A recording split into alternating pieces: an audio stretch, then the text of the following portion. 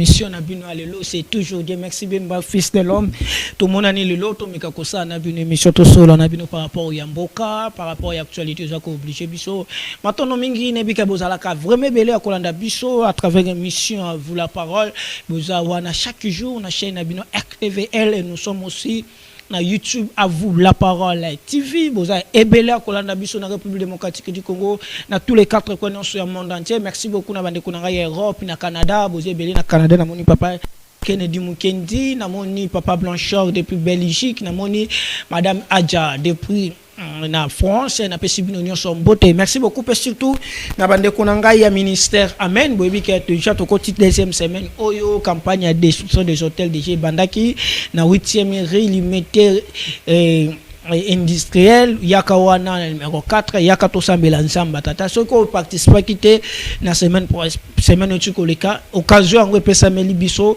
okoiko yana yo komika so yo lobike batu baze belé yo monika batu baleka ke belé numéro la ngai za wana ngai na ko sala effort na ba protocole to réserver le place to yamba yo parce que njamba okutana na yo émission lelo c'est présenté par Dieu merci bien par fils de l'homme nazali yesengo makasi ya kozala na plateau ya lelo ezali première fois na ye to participer na ye na plateau na biso azali parmi ba cadre monene na kati na parti cher ya excellence Willy Bakonga on appelle Mbote bisika zolanda biso parmi bato oyo ba meka ko tia vous la parole ma poids à tout moment so to comme moi na ba difficulté à tout moment même na sur le plan financier tant que mon a quelque chose ya chaîne comme biso so to bengi mais c'est Willy Bakonga papa ya gratuité asala kabiso moi malamu baze belé wana peso honorable Diabanja lisusu Mbote merci beaucoup honorable Diabanja vrai député na conseil des pêches provincial na matete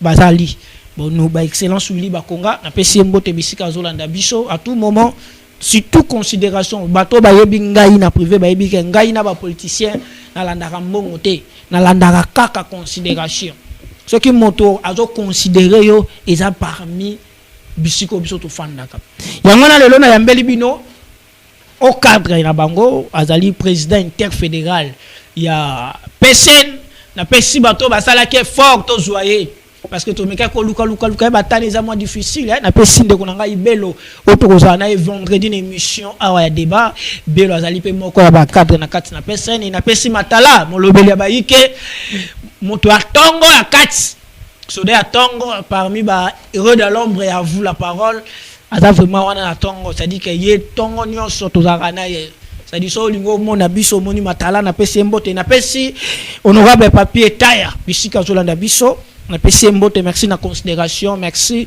beaucoup honorable ngai papier taya Montréal azotianga singa na kingu oyebi message comme nasalelo bo sere sentir azali nani Jerry Tansia comme wana ils ont sonné na milliers ba musiciens ba yebi kombo wana ba bwa kakaye ba yemba kaye ba musiciens belé ba fandaka na ye c'est lelo azali na casquette politique ngana o mituna ka ba question ba yemba kaye c'est que yaza rabetsa ba ba concert ou bien comment nazali na ye président interfédéral ya ville ya Kinshasa ya parti PSN boni président madame ndeko nanga Dieu merci. Sepeli na ndenge oyambinga l'émission na yo pour la première fois. Merci. On est ensemble. Boni d'abord président Jerry Tansia. D'abord kombo wana ezolo bela biso belé to ka ko ba yembaka yo na ba musicien. Et ça la rendenga ni nos ani nos ali o betsa ba concert pourquoi ba musicien ba yembaka yo? Non, bon, wana eza juste parenthèse hein. Je me permets à koloba yango parce que cadre na yaki awa eza politique purement politique. OK. Ngai de formation, je suis architecte. Okay. Par l'architecture, je fais l'environnement, génie environnement à l'ISTA. Donc, on a parcours, il y a carrière dans l'architecture, j'ai eu quand même à construire pour les musiciens. Okay. D'abord, on a koutana na ba musicien, tant on a zalaki bongo ko tongela, un grand frère avec qui on a grandi ensemble, Willy Moucheni. OK. Pendant l'activité à ba travaux naïe, ba musicien bazalaki ko ya tout moment, c'est ainsi que tout ça là qui peut relation à bango. Yango pe c'est parti na cadre wanande na ko. Ah, vous avez pas d'architecte qui amboka na biso. Oui, justement, architecte Jerry Tansia na zana kati ya ordre national à architecte na numéro 697. Mais le salindeni le loza na politique depuis quand on continue à parti personne et le oyo to monyo po ko zali président interfédéral ya personne et ça là ki ndenge nini ke na personne batu bazé belé ou li bakonga c'est azakombo oyo motonyo so ayebi lelo oyo na milieu politique mais a confier yo responsabilité ya interfédéral ndenge nini quand on commune à parti pour commune comme responsable na comment. Donc on a parti PSN au ezali bongo parti à excellence Willy Bakonga. Moi na mboka oyo yo aza unique na politique azwa courage ya ko lobela guerre ya est ya ko lobela insalubrité o ezali na ville ya Kinshasa et puis ko lobela ba makambu ba piège o ezali na constitution na biso ya mboka. Donc koyana nga na PSN ezalaki vers 2023. OK. Na yaki juste na veille ya élection par rapport ya ba déception mususu tozwaki. J'avais un frère à moi oyo azali pe ensemble tozali na kati ya PSN ezali bongo molobeli ya baike Karel Matala Soda makasi ya Willy Bakonga. Yende mutu ayaki koyebisanga ndeko na yebi capacité na yo na yebi ndenge au travail ka politique ndenge pe au travail ki politique na UDPS précisément na Force du Progrès en tant que deuxième vice-président dans la Force du Progrès élu pour na ko préciser naza deuxième vice-président ya Force du Progrès élu à l'époque nanazaki président. À l'époque, toyaki kokuta les présidents ezalaki Antibal. Antibal, na PCM botaza da libata. Oui, président Antibal yende mutu organisaki ba élection wana. Ngai comme j'avais de très bonnes relations avec président honoré ya Force du Progrès également Geko Béa. À partir de Geko Béa mais nande na yaki kokota bongo na Force du Progrès. Mais na ko rappeler bino quelque chose. Pour moi, UDPS ezala qui parti ya tekena ya kokota parce que na banda déjà fanatique ya Papa Etienne Pierre Sonam. Nazala déjà fanatique parce que je suis né, grandi na Mombele. Donc, opposition ou politique na ebakika qu'ils allaient représenter n'a fait Papa Etienne Tshisekedi. Donc c'est un peu par rapport à ça. Mais moi parenthèse moko boy na Force du Progrès lelo Force du Progrès nengo yo tika yango na bontiba lelo oyo ezo je ramène na 10e rue mo président Moselou mo katwazali c'est Bazali Jojo Bazali bango nyonso Bazali Force du Progrès yo tika na lelo nengo zo mona na musique ezaka de même Force du Progrès. Bon, Force du Progrès ezaka ka moko. Mais moi ba différent ezali entre bateau bazo diriger Force du Progrès. Donc profiter na occasion ya koyebisa bango ke kosangana eleki nyonso surtout parce que tango mutu na mutu aza mopanzi azosala ba makambo na ndenge na ça fragilise Force du Progrès et ça la mingi pour na UDPS. OK. Pour UDPS ezala lelo eza grâce à Force du Progrès. OK. Pression ya UDPS ezalaki et fandaki na Force du Progrès. Donc c'est une occasion ya koyebisa batu nyonso surtout anotangi président Moselou, Mokato Seigneur de guerre qui Seba Geko Béa Jojo Takizala Geko Béa Antibal batu wana nyonso surtout bakolisa esprit ya kosangana balanda Siona eza terme na biso terme na biso ya di Progrès balanda Siona zali bongo rassembler azana besoin ya mutu nyonso tout congolais nyonso ya bonne qualité ou azana besoin ya développement ya mboka to sangana pour tout mettre fin. Alors le lozali na PSN tango longwe Force président vice-président Karel Matala bengio oye na kati ya PSN na 2023 mais PSN izalaki déjà Willy Bakonga za déjà na Congo et le roni netika ki ke président excellence Willy Bakonga a commissaire yo président interfédéral. Bon, les premiers jours na kutana kina excellence na profité ko pesaye mbote sika zali ndenge ka nazolo baza précurseur lelo nde za boso ba makambo ya constitution zolo bama tozomona na icône nango ezali bongo ndeko Willy Bakonga. C'est le seul politicien qui a eu le courage ya koloba non na guerre. Il faut tout recadrer constitution na biso parce que ça fait 10 ans depuis février 2006 Tilelo, tout ça déjà non, pas 10 ans, 20 ans. C'est déjà 20 ans. Même peinture nanda kuba chanjaka. Na peinture nanda ko c'est que constitution yo zo zwango lokola peinture constitution oyo et commission IDPS bozaki na opposition IPSN bozalaki te lelo OPSN bokomi constitution yo lobe comme lokola couleur mais epesi pouvoir. Ndeko, c'est une façon de parler. Ce qui te lobi to kundola départ ya constitution na biso, vous allez remarquer ezo cadrer la situation ya congolais. Constitution oyo. Oyo. Oyo pesi pouvoir. Oyo. Parce que na koyebisa yo contexte ya époque ezalaki mboka ezalaki na guerre. Tozalaki pe vraiment na légitimité comme telle te. OK. Ndenge mboka ezalaki ko kumbama.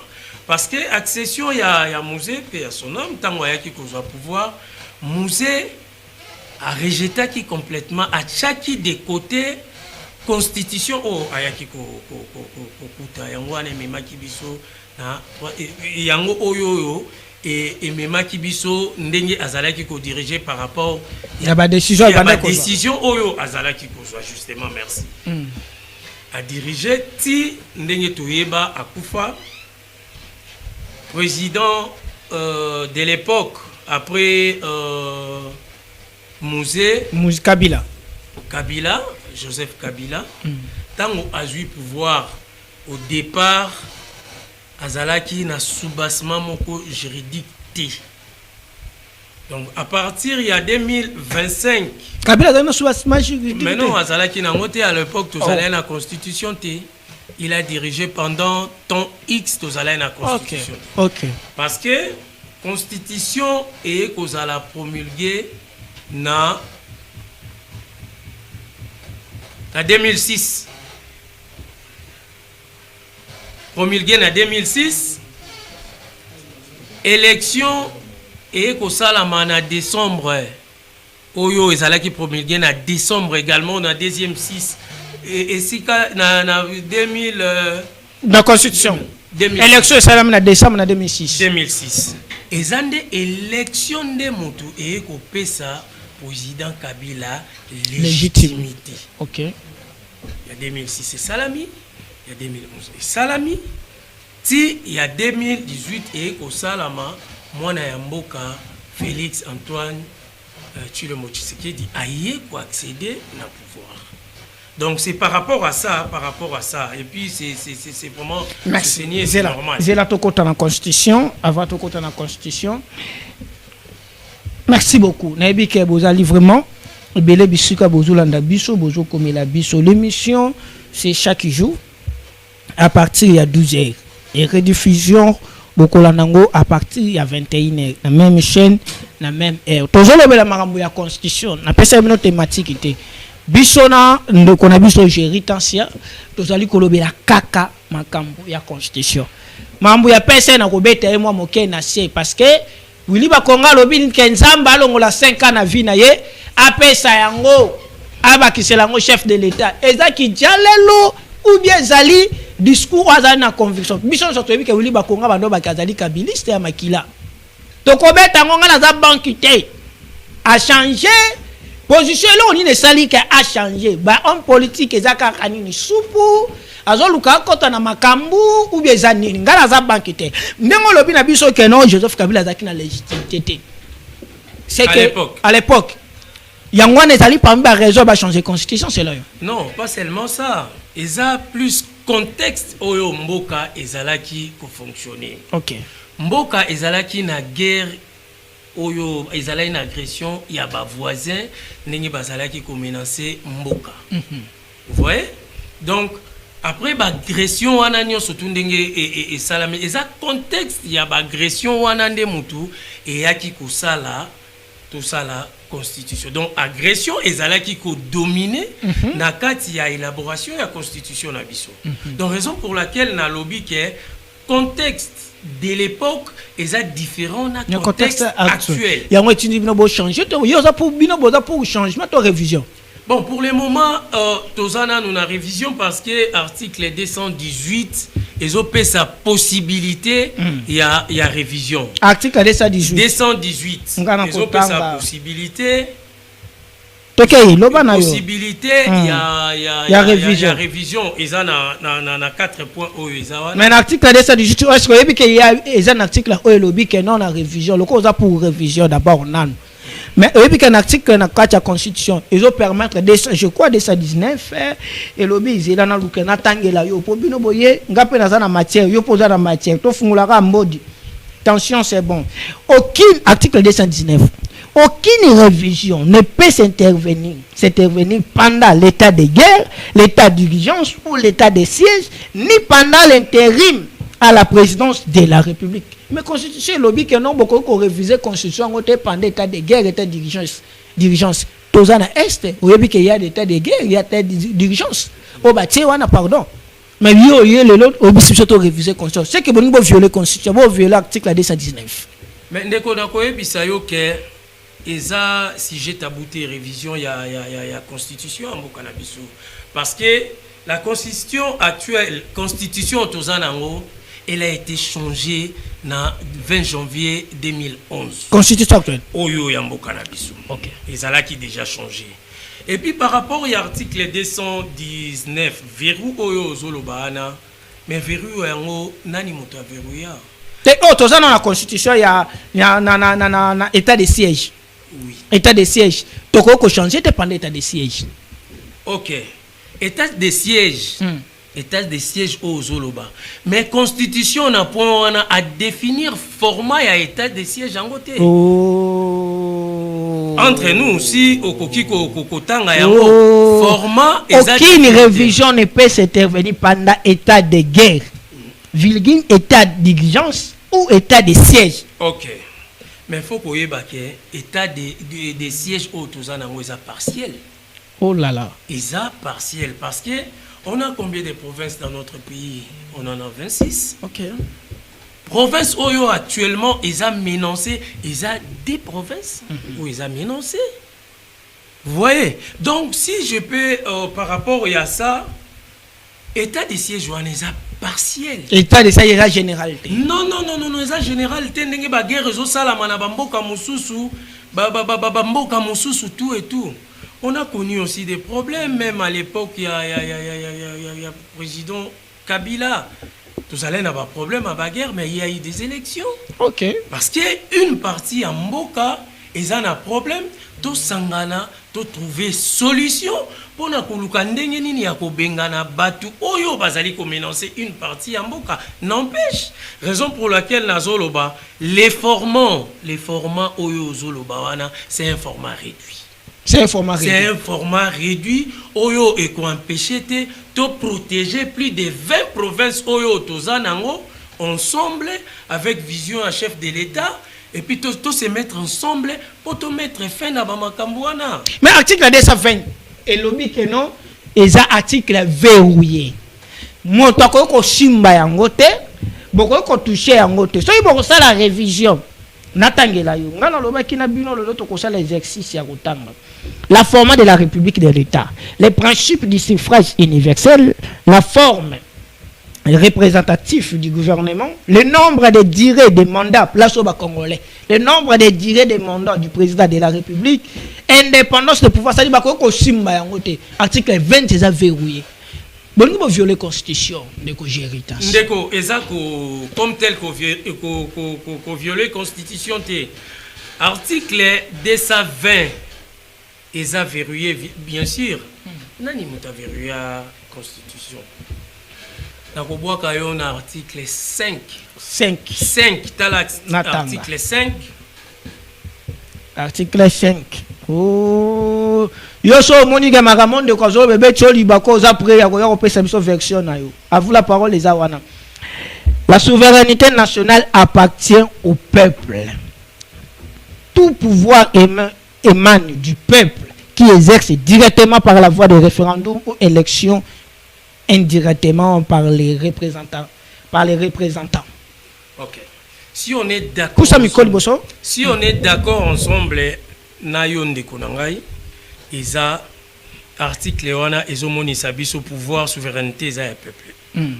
Et puis c'est les peuples qui pour le peuple ndemutazo pe sa pouvoir. Donc ces mêmes peuples, il doit se retrouver au maximum par rapport à la constitution. Est-ce que constitution na biso ya lelo ezo favoriser développement oyo kosala ke peuple congolais azala ya kosepela. Population se permet d'être développée. Population a bénéficié. Ces mêmes populations, tous ont tout naé. Ce qui a l'ingéka déméré na souffrance, na situation où tous anango, oyo constitution ya lelo, et zala qui na contexte ya ba rébellion, surtout nous continuer nango. C'est à lui de décider parce que peuple aza souverain. Et ça clique. Il y a des politiciens qui se croient être au-dessus de mokili mobimba ya ba congolais nyonso. Mais bino bolobi ke tozo ka bato ide persuasion ba ke bazo linga ba changer conscience pour président azana mission azana mandat. Bozo lukande souci na bino ezake bo pesa président pouvoir a ou la libela lokwa Mobutu.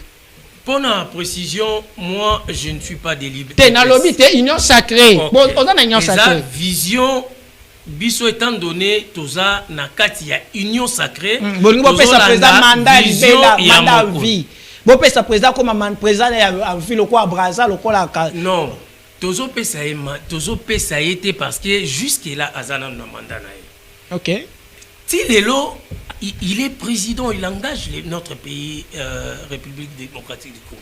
Il est président. Bamakambu owana ezana no mupanzi biso tozo attaquer na nos constitution na biso, on doit la contextualiser. Est-ce que Willy Bakonga parti à Willy Bakonga ezali digne ya ko attaquer ko senga révision constitution sur le temps que Willy Bakonga travaille na Kabila. Eza flatterie te bozo sala biso na Willy Bakonga na parti PCN. Rien à voir parce que je crois bien Hollanda sortie médiatique il y a Excellence Willy Bakonga. Oh, le bail Kazali Kabiliste solo na politique. Kabiliste. Alobaki yango. Alobaki yango. Nga personnellement, je peux dire que na ndenge zabona olobaki na zamba congiste des. Ah, ndeko Jerry, ndeko. Laissez-moi continuer. Ndeko Jerry. Laissez-moi continuer. De sang na du sang et zandenge mon côté. De sang, on est lié par les partis PSN. Parti pour un Congo nouveau, où les autres intérêt à l'homme au centre de tout. On est liés. C'est lui le leader, c'est lui mon mentor. Je ne me gêne pas à Kolobanaza, Bakonguste 200. Au-delà. Au-delà, je l'ai dit et j'assume. Oh. Je l'ai dit et j'assume. Mabe kozalana loba du sang parce que du sang wana est commis et loko ezali comment on appelle les naden. Non, tous alliés na parti pour un. Mais yozo kason tozo ba kozali ba congiste des sang. Ba congiste yozo loba. Willy Bakonga bakanga kaye na makambu ya mbongo. Willy Bakonga balobi abomi enseignement na biso ya Congo. Willy Bakonga za taxe na bato nyonso. Auti ko sa sorti so kaka ya lobi bato babimi. Willy Bakonga azali vilpande na ba communicateur bato nyonso. Mais yozo kata soni te ko beso zo ba congiste. Ndeko, un bon politicien a raisonné ndenge batu munyo surtout ba raisonner. Il faut qu'on y ait ba origine ya Willy Bakonga. Les poids qu'il avait à l'époque, il y a famille politique no azalaki nango PPRD. Poids oyo azalaki nango. Là, tout le monde les reconnaît. Mais il avait insisté na plateau ya Bosolo que il travaille pour la nation. Azo travailler pour la individualité. Koloba azalaki kabiliste des sons parce qu'ils étaient attachés par rapport à la valeur de l'époque. Oyo PPRD azalaki kopé ça. Vous voyez? Mais les lois Koloba lisou azabongoté parce qu'il a compris beaucoup de choses. C'est dans ce sens-là. Mais Maramambongo, Willy Bakonga ayibi mbonga ba Congolais voyager nango. Willy Bakonga bomi enseignement. Et puis bakanga kayo Willy Bakonga. Mais ozo kata son tozo ko soutenir moto bakanga. C'est le contraire, Ndeko. C'est le contraire. Moto a voyagé. Na ba makambo yo ya ceux qui 2 millions là, il peut pas dire ça. Est-ce que vous comprenez d'abord volume ni 2 millions de dollars qu'on représente dans ça? Vous voyez? À 4 ici. par hypothèse ndenge bolobia kati sikoyo soki a réussir kokatisa awa est-ce que kuna kokatisa na mbongo wana partout oyo akokende ndenge politicien chevronné ndenge ye aza wana akoki kotambola na 2 millions de dollars wana eza kabal preuve en est na PV ya bandeko na biso ya Congo ya face PV wana eya na montant ya 14 700 dollars pour 2 personnes. Vous voyez, quand on va les sorties médiatiques na awa qui d'autre a eu des pour contredire. Je me rappelle hein oyo aloba aza pangolais, il vient pangolais. Lalaki batu nyonso to ba diaboliser ye bayaki ko vendre la lolemo bayaki ko vendre la lolemo na ye croyant qu'il est parti. Le roi Monica du ministère te a comme so koluka a comme luka ministère ya mwana yo ko sa sortie médiatique na ye. Tant ekoki ya ko benda lolemo na ye. Akobenda banani. Mais non il a valé. Parce que même na province ne ba obika sali le côté hein. Willy Bakonga mtoli moto moko moto babeta katola tonga stade na kati ya Bwende wana to kota makambo wana to koza na hote to beta makambo wana te mais par rapport à la constitution le lengo to beta nano to beta nini ko beta libaku te ende ko beta nano e ko beta libaku politicien ya PSN je ne suis pas là pour na kofinga te ko beta nde libaku po to yebi ke na Bwende za na moto moko mtakangi atongi stade na kati ya Bwende yo po yebi nani natanga kombo ebeto libaku te totanga kombo te tolo baka ye ye wana mutatongi stade babi yene mutawosala na avantage ya bana Bwende Willy Bakonga za na ete siko mutu wana lelo suki nde lelo suki nde totanga kombo te parce que ezala keno totangi kombo lelo esuki ndenge nini tokanga parenthèse wan to epotolobela batute to epotolobela mboka donc to évoluer bon lelo tango soutenir chef de l'état est-ce que na mosalo mokonzi Félix Atosala na population ba attente ils ont payé ça ma population ba satisfait nous zo mona ke mosalo zo sala malam gratuité d'enseignement bino botika ba zo akize Willy Bakonga parmi bato ba boma gratuité d'enseignement bozo satisfait sur ça koza ko beta sur gratuité d'enseignement bon gratuité d'enseignement à l'époque il y a ezapé ba makambo za ba prouesse na yende mutu sali peke azwa ba laissez-moi parler makambu oyo ye asali l'enseignement faut que tout n'a qu'à enseignant oyebi combien de NUO bazala na ministère wana batu wana bazwa solution bazwa à l'époque de qui ils allaient na époque ya excellence Willy Bakonga étant pédagogue mboka ezali na Covid pandémie et ont rongé population comme pas possible. Il a créé des mécanismes de façon que bana ba arrêter te batanga en ligne. Nous surtout c'est grâce à Willy Bakonga.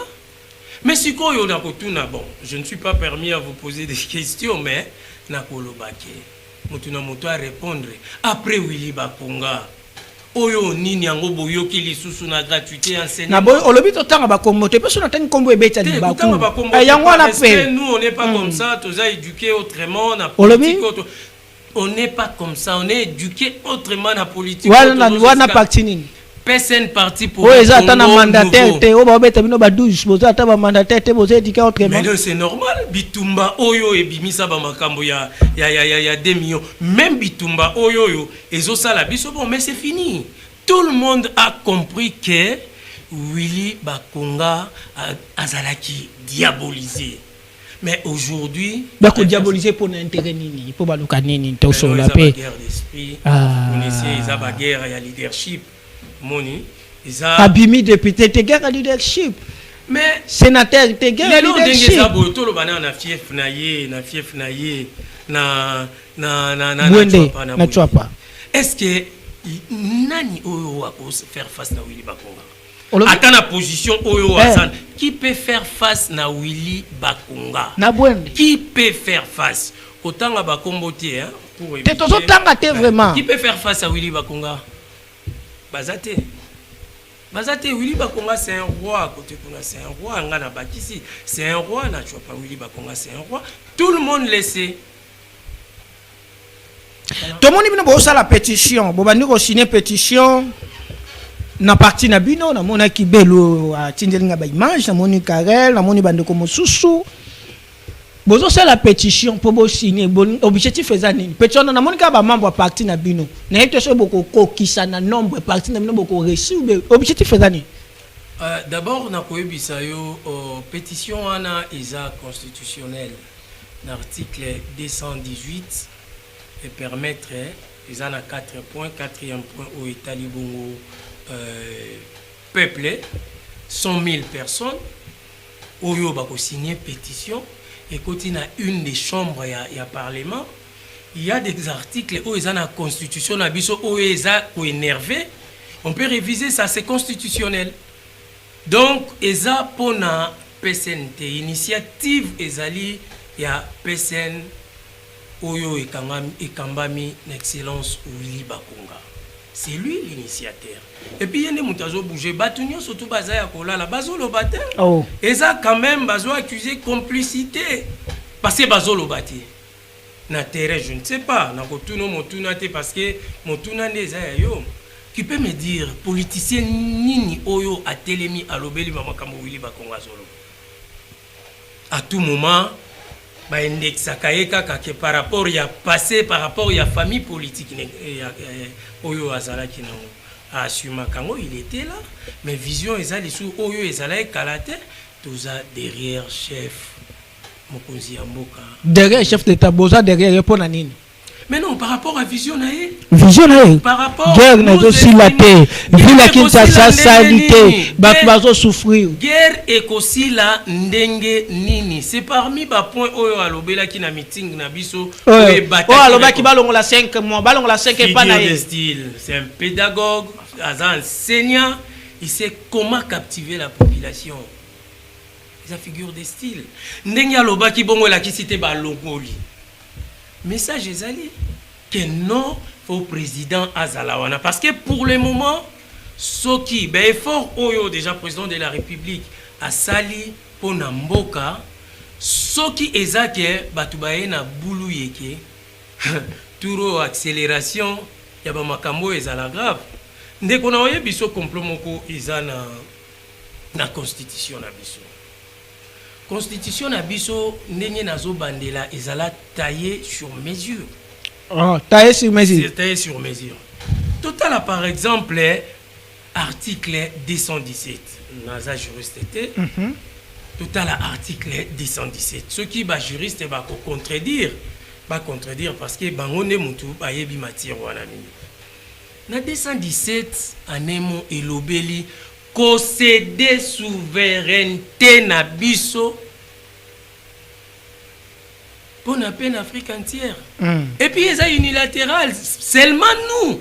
La République démocratique du Congo peut conclure des traités ou des accords d'association ou de communauté comportant à un abandon partiel de souveraineté à vue de promouvoir l'unité africaine. Ndeko, ata tuza ba juriste té. Maloba ane ezoloba comme singa na lopango na ngai makele les ana veni pour makele les a na veni pour voisin ya ozwa parti ya lopango na ngai mais c'est pas normal et les cas nini sont des articles oyoyo et salama à dessin les lots nde zabo mettre application nango yango parce que to promulga constitution na 2006 après ko promulga yango guerre s'est intensifiée na ngambo ya est. OK. Finalité nango eyaki na accord ya Nairobi entre gouvernement de l'époque na CNDP. Oyebi accord wana ezala na date nini? Le 25 et le 23 mars. OK. Vous voyez 23 mars. Mamakamu nyonso tu ya mboka o ya côté kuna ezalaka le 23 mars. Tu vois un peu? Mais quand vous rentrez dans le détail ya Corona, vous allez remarquer application ya article 217. Comment le fait? Ezalaki déjà session. Ezalaki déjà mise en exergue. Il y a session ya mboka na ya souveraineté na biso. Parce que bato wana nyo surtout ba intégrer ki na kati ya ba responsabilité ya minene ya mboka na biso. c'est déjà une session. Ils allaient déjà session à responsabilité, il y a souveraineté na biso. Matondo mingi tozo kende molo nalingi na tuna yo mwa makambo na yo moko pe boye ndeko olobi na début constitution je crois tokozala na yo lisusu eza mwa matière photo continuer na yo na fungula mwa makambo parce que photo beta pe dossier guerre est dossier dialogue o bazo senga ba opposant na moni déjà moi ba marche lobi na moni ba tinga ba vidéo ba opposant ba osala marche déjà contre ko ba simba constitution tozo au courant na ngwa bozal prêt à qu'on dit ma pression et opposition parce que pour bon peu ba lobby que constitution change jamais été justement ba opposants baza ils ont des sortes d'opposants il y a des opposants de mauvaise qualité oyo baza à complicité na papaya ils ont des opposants mosusu baza frustrés par rapport à ndenge moko ezokende yusko zolo ba opposant ngana sana besoin na yeba opposant oyo zoloba parce que c'est même opposant oyo clique wana ya opposant wana bazwi mboka en otage nyonso tuka bango bazwi mboka en otage comment ponga lelo nazala mokonzi na mboka na ngai fona salier na banguna po bachanga mokonzi c'est pas normal siko nde eza bo jeunesse na biso bano bazozala formé na yango pe na laisser message na ba élite congolaise nyonso to bana na biso oyo bazotanga baza formé bazwa temps ya kotala constitution na biso comme ça ba ko relever ba problème ebele ou eza na constitution on doit contextualiser la constitution par rapport aux réalités congolaises de façon que population a se retrouver ozali président interfédéral toujours cité ozali président interfédéral il y a PSN Boussala qui activité na Fikine. D'abord, yo mo satisfait, mobilisation ezalaki au Zénith, tu peux bébé taki à côté. Ndeko, Nazane Sengo, vous avez remarqué na Seki parce que Nazane Sengo. Et Sengo eza ya komona message eza lancé lelo dans 2 jours, 3e jour, espace wana sali plein. Ah, vous savez qu'un message na 2 jours. 2 jours. Nga moko nazawana mokonzi ya villa patron villa Kinshasa et puis pe molobeli ya bayike lisusu azawana Karel Matala 2 jours tozwika appel directement kota bima débordement et puis le message autorité morale a été captivant message eyokanaki batu bayokaki après c'est même notion civisme lelo insalubrité o tozolobela Kinshasa mobimba Bissopé, nous devons faire quelque chose. Il faut Bissopé tout ça là quelque chose. Qu'on soit papier, mouchoir, qu'on boit kalanzela ou qu'on soit plastique, qu'on boit kalanzela, ils ont affaire à bombater. Ils ont un bissomoko civisme. Toyeba où placer bah déchets solides, bah déchets biodégradables, les nazap environnementalistes. Toyeba qu'on séparer bah déchets on a pour permettre tant au bazo zwango bah recycler ça n'a pas de problème té. Bissopé, tous en a part, il y a responsabilité. Nous devons travailler là-dessus. Alors, qui peut y a sur les 3 points. Alors, il y a constitution, oyo totiko koloba awa. Et puis, il y a guerre. La guerre, wana, eza ba retombé, il y a constitution en Bokanabiso. Sont des retombées. Parce que déjà, tu komaki, déjà, tu votas qui a un référendum. Maintenant, ces gens-là, sachant que Bangone Moutou Salaki Bamakambouana, passer une application. Passer une application. Nous, quand c'est des abos, ils sont toujours so tele ici Kabila na chef de l'État Félix Antoine Tshisekedi Babios pour na moto asali malamu sur le plan social, sur le plan ya développement ya mboka. Nani? Bon. Ngai, pour le moment, ce qui est important pour moi, Ezali, comment on appelle ça, ndenge développement et koya ce qui mboka est occupé na bapayati. Vous voyez, les longs des aboyés, président Félix a du mal.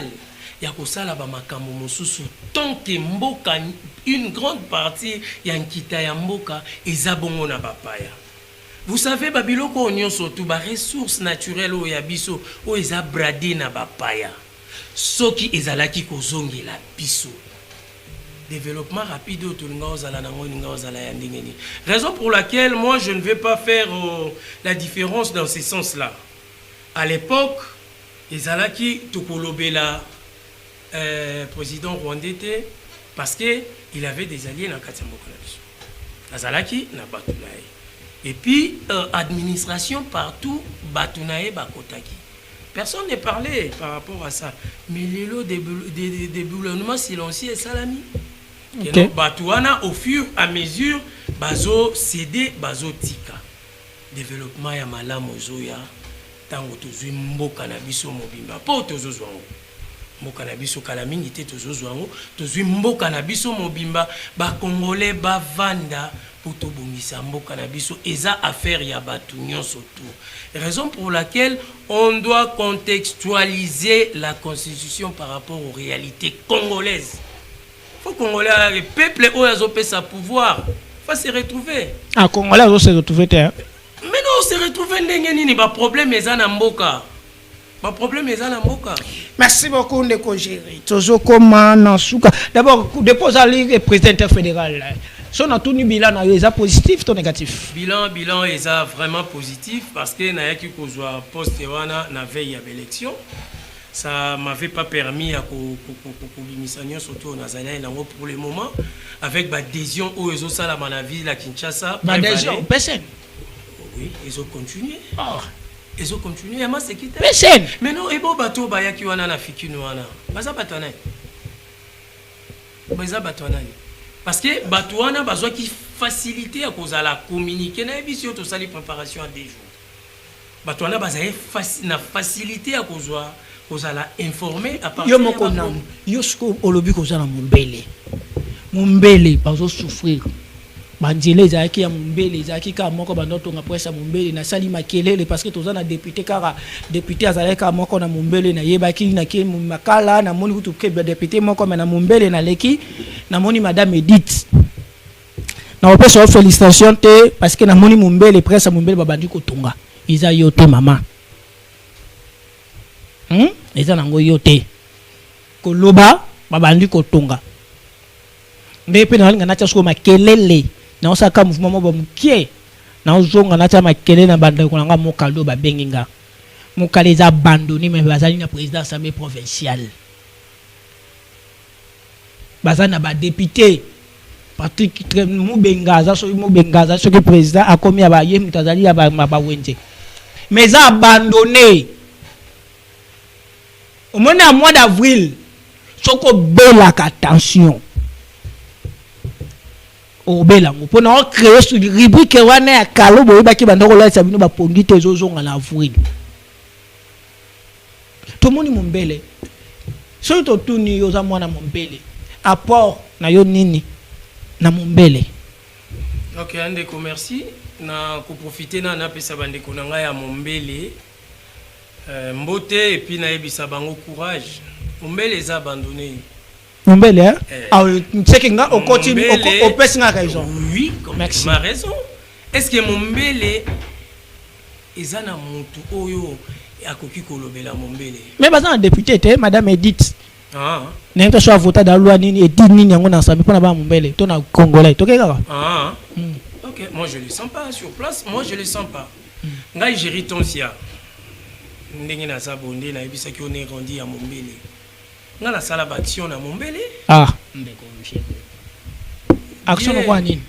Avec les peu de moyens oyoyo nga na zwaka na motoki na ngai na sala action koleka batu nyo surtout oyo zo yebisa ngai ya Mombele. Lokola nini? Na sala pont na Bolweme. Pont oyoyo honorable Modizo pe ya sona. OK. Et sika pont wana asalaki niveau ya pont wana ezalaki na se début ya mai elekaki makasi pont wana ememamaki pont oyo eza renouvelé wana eza ponga na sala o Géry Tonsia asala. Ah bon? Azolo bango avec fierté parce que nas architecte Ok. Naza technicien na osala eloko oyo ezo répondre na habitude appropriée pour ezala emporter tende o wana ezalaki ememamaki na sala yango na 2022. Ok. Même bateau zolo baba notable ya Mombele wana certains a contacté bango mutapé ça un rond azalate. Donc Mombele une occasion de plus ya koyebisa bandeko na ngai bafungwama. C'est que Mombele ça marche à pied à batouté. Le long des abo Mombele olobeli nzela. Nzela na après combien de temps? Combien de temps? Babanda ngo bafanda combien de temps ils ont abandonné? Nazo exemple ya bandeko na biso na ngambo awa ya Kingabwa. Lelo soki oke na Kingabwa au sentir que bazo travailler parce que bazana batu oyo balobela ki Kingabwa pour basa misala Mombele zana motute mais je leur promets que nazoya ozozonga su Mombele nazoya ozoya kolobela bango solution ko zala trouver pipe bango moko bayebi Mombele mobimba eyebi Jeritonsia azanani bolingo onga azana mpona quartier na bayebi bango nyonso tu bayebi Mombele zana na motute o akotelemela na che bango nyonso to en défi. Ce qui est apona b'intérêt à koya kopesa bière na polo pour vous voter te baza bolingo Mombele te. Eza mutu moto yo yebisanga concernant Mombele que azana volonté évolution à Mombele. Mais Nzambe abatela. Tozo comme na suka. Nalingi otala caméra parce que to comme na suka. Otala caméra. Opesa d'abord message na bande kwa pesen. Opesa message na ba congolais nyonso. Au balandi biso na passage na yo parce que bana pesen bande ko nyonso congolais en général bazo landa biso bisika nyonso. Pesa bango message et ça na mode de la faire pour émission lelo. Oui, message nanga ezala d'abord na excellence Willy Bakonga ou azali bongo autorité morale ya parti pour un Congo nouveau. Je n'arrête pas de dire oyo parti oyo zo mettre ba intérêt ya l'homme au centre de tout. La encourager, to continuer toujours dans la démarche oyo tozali kosala. Et puis c'est un politicien oyo azana courage et puis aza hypocrite. Oyo amoni ya malamu a lobby yango. On a intérêt ya peuple. Également président Joël o azali bongo au Kambabiso na parti. Et puis ba membre nyonso tout ya parti PSN. To continuer kosala musala lokola objectif na biso ezali ko mettre l'homme au centre de tout intérêt à l'homme et si ka bazo déranger yango on est là on est présent pour to s'opposer na yango ndenge tozo sala bongo pona na constitution ya mboka na biso. Donc na remercier bandeko pe ba accompagner ngai notamment Dani oyo azali pe cadre na kati ya parti Belo Matala aussi bango bayaki ko soutenir ba au cadre nyonso ya parti ngonga ekoki tokotika tant di na ko profiter pe pona nazongela lisu bandeko ya Mombele balenda kaka makambo zoya sans oublier président de la République message nanga ezali félicitations na bravoure aza nango courage oyo aza nango pona mboka oyo ezola kisake aza vraiment congolais des pères et des mères parce qu'il avait promis de déboulonner batu ba comprena quitter déboulonnage eza en cours. Nous on est derrière lui par rapport à la vision na ye. Donc la vision na ye ezo tout en eza pona intérêt à peuple. Biso toza toujours derrière ye et na koki ko sukisa na kopesa bongo ndeko papi etaya à continuer toujours ko soutenir parti et kozala malamu.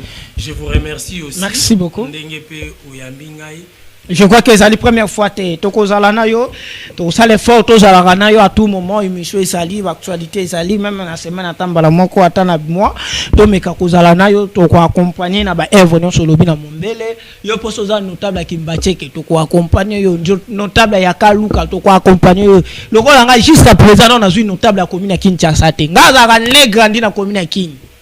Nga vraiment ne grandi na commune qui Kitega plateau hein na Kitega plateau nga na kola na Kitega 77 en face na monsieur zaki pa ba jani na saba na to kanga na lopango na ba li parti o no botamite o ta ba théâtre le ba li parti hein to kanga na ba li parti côté na biso boy to kanga na ba poli na nzongo c'est à dire que ne grandi na commune ya Kinshasa ezali abandonné bota la salité za la commune ya Kinshasa non na ju ba notable la commune ya Kinto ba ko défendre commune ya Kinshasa.